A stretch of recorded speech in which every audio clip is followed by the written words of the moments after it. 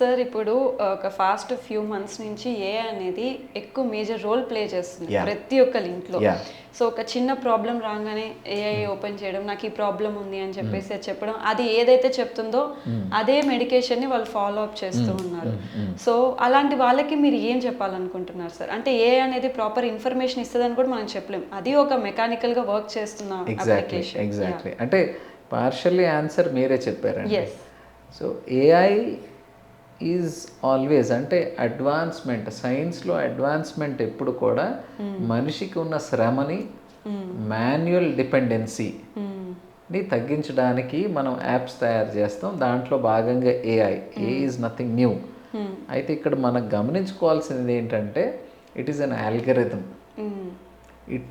AI మీకు ఏ information ఇచ్చినా it is always giving mean, average information ఇస్తుంది. అంటే 1,00,000 మందిలో అందరికి ఉండే సమస్యల్ని యావరేజ్ తీసుకొని మీ సమస్యకి సొల్యూషన్ ఇది అని.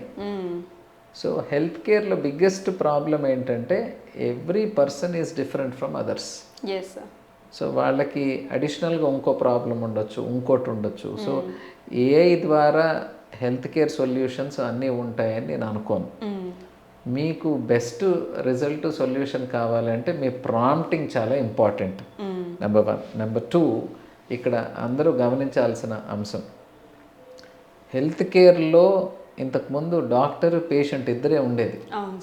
పేషెంట్కి ప్రాబ్లం వస్తే డాక్టర్ దగ్గరికి వస్తారు, డాక్టర్ ఇది బాబు సొల్యూషన్ అని చెప్పి పంపించేస్తారు. ఈరోజు డాక్టర్కి పేషెంట్కి మధ్యలో ప్రతి ఒక్కరు ఉన్నారు. It includes media also. So ఇక్కడ ప్రతి ఒక్కరి ఉద్దేశం trying to reach out to the public. ఆ పబ్లిక్ని నేను క్లయింట్స్ అంటాను. ఓకే, డాక్టర్కి పేషెంట్ అనేవాడు బాధ్యత, కానీ ఈ మిగతా వాళ్ళందరికీ it is a client. Got it? బాధ్యత వేరే, క్లయింట్ వేరే. క్లయింట్కి మీరు క్లయింట్ని ఇంప్రెస్ చేసామా, మన వ్యూస్ పెరిగాయా, మన రివ్యూస్ పెరిగాయా, మన టీఆర్పీస్ పెరిగాయా, this is about social media. Pharmacy వాళ్ళకి ఇట్ ఈస్ బిజినెస్, డయాగ్నోస్టిక్స్ వాళ్ళకి it is business. But the challenge is అందరూ మధ్యలో వచ్చారు, బాధ్యత అనేది ఒకరే తీసుకుంటున్నారు ఇక్కడ. ఇది అందరు గమనించుకోవాలి, including your AI. AI is partially helping the society but equally confusing the society. అంటే చాలామందికి ఏఐ వల్ల నష్టపోయింది ఎవరికి తెలియదు, ఏఐ వల్ల జరుగుతున్న ప్రాబ్లమ్స్ ఇంకా ఎవరు గుర్తించట్లేదు. యాజ్ ఎ ఫిజిషియన్ 10 ఏళ్ల క్రితం వచ్చే పేషెంట్ మీ సమస్య ఇది అని చెప్తే నేను మందులు రాస్తే వాడు 2 నిమిషాల్లో బయటకు వెళ్ళిపోతాడు. ఈరోజు ప్రతి పేషెంట్ సమస్య తక్కువ, ఆందోళన ఎక్కువ, భయం. The amount of psychological problems, the amount of anxiety, the amount of restlessness, the amount of insomnia, the amount of cognitive అంటే డెసిషనల్ కన్ఫ్యూజన్స్, ఇవన్నీ ఏఐతో వచ్చినవి.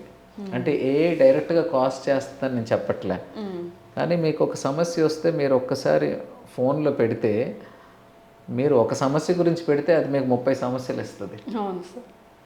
ఓకే, మీరు ఒక హెల్త్ చెకప్ చేసుకుంటే దాంట్లో మీకు 30 రోగాలు ఉన్నాయని వస్తుంది. ప్రతి అండర్లైన్డ్ హైలైటెడ్ వాల్యూని చూసుకొని జనాలు కంగారు పడుతున్నారు. సో ఈ సమస్య చాలా ఎక్కువైపోయింది. ఒక డాక్టర్గా నేను ఒక పేషెంట్ని 5 నిమిషాల్లో ఎవాల్యుయేట్ చేసే పరిస్థితి నుంచి నా ట్రీట్మెంట్ 5 మినిట్స్లో అయిపోయి ఉంటుంది, కానీ నేను ఇచ్చేది కరెక్ట్ ట్రీట్మెంట్ అని వాళ్ళకి నచ్చ చెప్పడానికి 30 నిమిషాలు పడుతుంది. This is problem with AI and it is going to go worse and worse.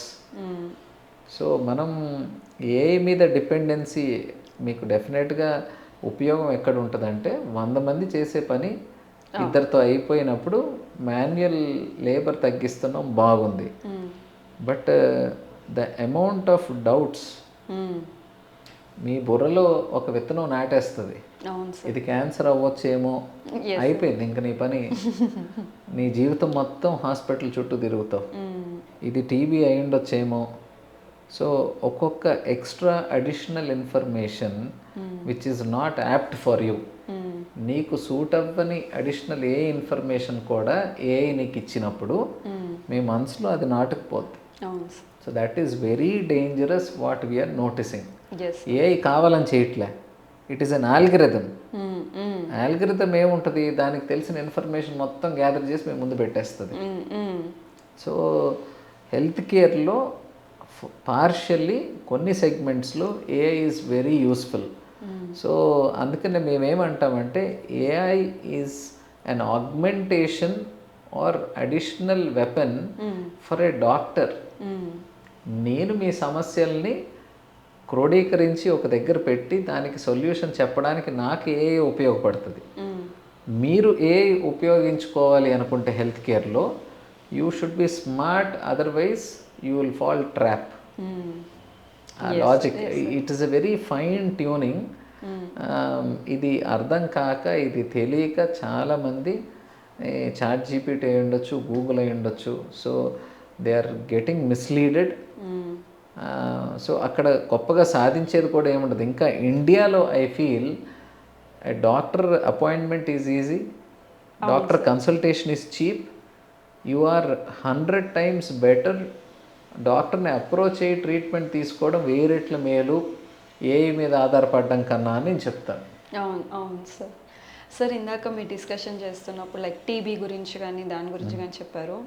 అంటే నార్మల్గా చాలామంది జనాలు కొంచెం అంటే కొంతమందికి స్మోక్ వల్ల కాఫ్ వస్తూ ఉంటుంది, కొంతమంది ఇన్ జనరల్గానే వాళ్ళకి ఏమైనా హెల్త్ ఇష్యూ ఉండి కాఫ్ అంటే లైక్ వెదర్ చేంజ్ వల్ల, సో కొంతమందికి టీబీ ఉండడం వల్ల కాఫ్ వస్తుంటుంది.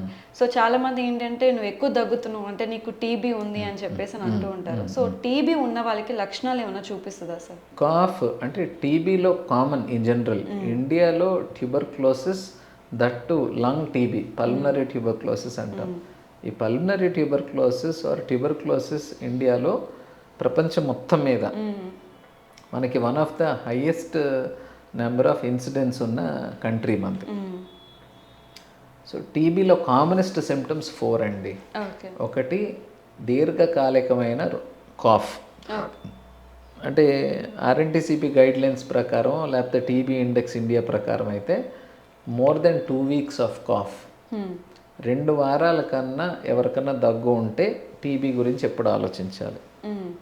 Next important evening rise of temperature. రోజు సాయంత్రం అయితే 5-6 కల్లా మీకు కొంచెం ఫీవరిష్గా అనిపించడం, నీరసం ఎక్కువ ఉండడం, that is second important symptom. Third important is lack of appetite, loss of appetite అంటారు, తినాలనిపించకపోవడం.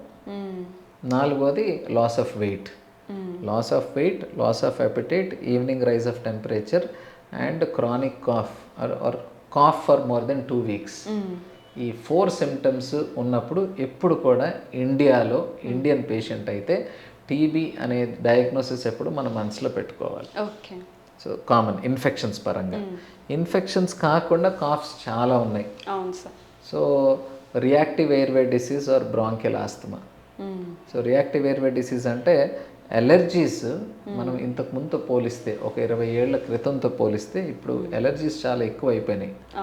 మన పొల్యూషన్ అయి ఉండొచ్చు, మన ఎయిర్ క్వాలిటీ ఇండెక్స్ ఈ మధ్య అంతా న్యూస్లో ఢిల్లీలో AQI చాలా పెరిగింది. సో మనం ఇక్కడ కూడా చూస్తే మన సిటీస్లో air quality is spoiled. So మన amount of PPM particles per million లోపల మన ముక్కు లోపలికి ఊపిరితిత్తుల్లోకి వెళ్ళే చిన్న పార్టికల్స్ కాంపోజిషన్ కానీ లేకపోతే క్వాంటిటీ పోర్షన్స్ పెరుగుతున్నాయి. ఇవన్నీ they irritate your respiratory tract. అందరికీ ఈ విండ్ పైప్ అంటారు లంగ్స్ దగ్గర, ట్రాకియా, మన రెస్పిరేటరీ ట్రాక్ట్ అంటారు. వీటిల్లో ఫారెన్ సబ్స్టెన్సెస్ అంటే ఫారెన్ అంటే ఏమన్నా ఈ చిన్న చిన్న పార్టికల్స్ లోపలికి వెళ్తే దే ఇరిటేట్ చేసి it causes secretions or it causes cough. That is the reason వీళ్ళందరికీ బ్రాంకోస్పాజం, మన విండ్ పైపు క్లోజ్ అయిపోతూ ఉంటుంది. ఇంత డయామీటర్ ఉన్నది ఇంత సన్నబడుతుంది. ఈ బ్రాంకోస్పాజం కానీ కాఫ్ కానీ this is one of the presentation of reactive airway disease or asthma or allergy. So అది ఇంకో కాజ్. మూడోది ఈ మధ్య సొసైటీలో కామనెస్ట్ ప్రాబ్లమ్స్, చాలామంది టైంకి తినట్లే, టైంకి పడుకోవట్లే. ఈ టైంకి తినకపోవడం, టైంకి పడుకోకపోవడం వల్ల కూడా మీకు రిఫ్లెక్స్ ఈసోఫైజిటిస్, అసిడిటీ ప్రాబ్లమ్స్ మొదలవుతాయి. ఓకే. ఈ అసిడిటీతో పాటు రిఫ్లెక్స్, కడుపులో ఉన్నది గొంతు దాకా రావడం. అవును, అవును. ఈ రిఫ్లెక్స్ ఎప్పుడైతే వస్తుందో రిఫ్లెక్స్ వల్ల కూడా కాఫ్ వస్తుంది. Okay. So cough is not just lung problem. Cough can be infection, cough can be gastro problems, cough can be lung problem, cough can be asthma.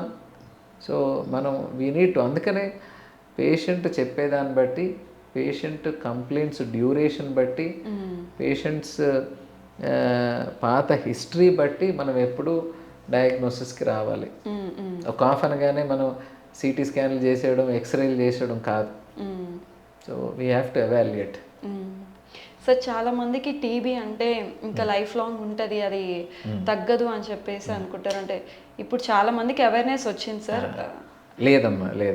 TB అనేది ఒక 30-40 ఏళ్ల క్రితం ఆ పిక్చర్, ఇంకా 40 కూడా కాదు. నన్ను అడిగితే 50 years back TB is a very serious disease in India. మాకు తెలిసి MBBSలో 25 years నుంచి our guidelines are very strong. We are fighting it very strong. ఇప్పుడు టీబీకి ఎవరు భయపడాల్సిన అవసరం లేదు. కాకపోతే అవగాహన లేక కరెక్ట్ టైంకి చాలామంది రీచ్ అవ్వట్లేదు. టీబీలో మీకు ఒక్కసారి ఐడెంటిఫై చేస్తే మనం 6 months to 9 months course tablets ఉంటాయి. దాంట్లో multi drug resistant, XDR, extremely drug resistant అని కేటగిరీస్ ఉంటాయి. అంటే రెగ్యులర్ మందులు వాళ్ళకి పనిచేయకుండా అడ్వాన్స్డ్ మెడికేషన్స్ కొంచెం పెట్టాల్సిన అవసరం ఉంటుంది. వాళ్ళకి 12 నెలల నుంచి 18 నెలలు కూడా ట్యాబ్లెట్స్ ఇవ్వడం జరుగుతుంది.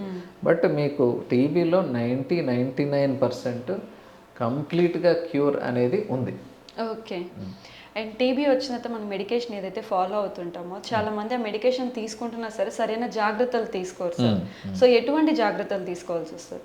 అంటే జాగ్రత్తలు అంటే when it comes to, first నేను ఇందాక అన్నట్టు లంగ్ టీబీ, పల్మనరీ టీబీ అంటే వాళ్ళు తగ్గినప్పుడు వాళ్ళ దగ్గర నుంచి మిగతా వాళ్ళకి స్ప్రెడ్ అయ్యే అవకాశం ఉంటుంది. కాబట్టి కంపల్సరీ మాస్క్, ఈ call it as open cases అంటారు, కంపల్సరీ మాస్క్ పెట్టుకోవాలి. వాళ్ళు ఎవరైతే ఇంట్లో ఉంటున్నారో వాళ్ళతో పాటు ఉండే వాళ్ళందరూ కూడా, ఇంట్లో వాళ్ళందరూ కూడా మాస్క్ పెట్టుకోవడం అనేది మ్యాండేటరీ, నెంబర్ 1. ఇది కాకుండా other commonest is eat well.